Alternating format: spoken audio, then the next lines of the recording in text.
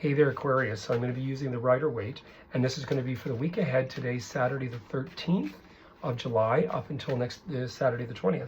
Now you're kind of part of the first story here because we've got this smash between Mars and Uranus and Taurus. Now you're Uranus. You've also got Pluto there going retrograde. So what is all this story, right? Part of it is somebody being aggressive, kind of coming up behind. It can sometimes represent the fact that you're wanting to defend yourself and really give somebody a piece of your mind. I wouldn't do that. Aquarius, you got enough crap with Pluto coming in, destroying everything and rebuilding you that it's just really not worth it. I would really just be as optimistic as possible, take a back step and, okay then, and back off. Because otherwise, I think things could turn out to be really ugly, even as soon as tonight, tomorrow, Monday. Don't go there. The second thing that's happening is that you have that full moon in Capricorn. Now, Saturn is in your second house, your second house. It's sitting in Pisces retrograde. So it could be a few things. It could be money. It could be, it's also your 12th house. A few things. So let's just see what the story has for us, for you Aquarians. Yeah, you're going to come through it. You'll get through it. But the first thing in here is suspicions. And when I see this card too, I worry that somebody's assessing and analyzing too much. Like this is a they. Get away from that crap. I always tell people to get away from it. Listen, we can always say this person pisses me off or I don't like them.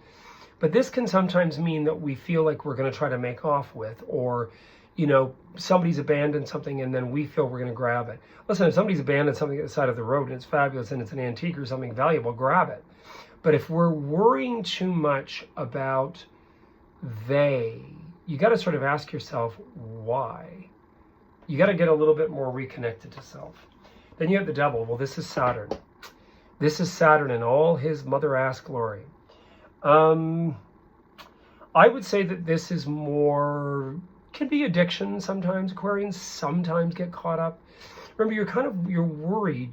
There's this worry. Saturn also rules banking. So you got some stuff going down. Remember, Saturn is in your second house. That's you, your image. You're going through something. And with this second full moon, I would say that you're questioning things about where do I go from here? What do I do? So you have a little bit of that. But then snap, crackle, pop, and you've got the star card.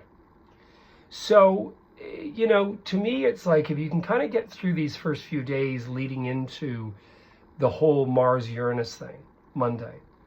I think once you get over that, you're okay. I think you can handle the full moon in Capricorn because you're also co-ruled by Saturn. So I think you can get through that.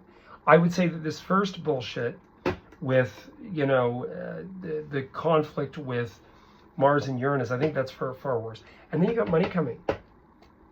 So to me, if you build, I say this to one of my close friends and she's an Aquarian, if you build this big drama around the sky is falling over money and all this other stuff, you're just going to create more negative.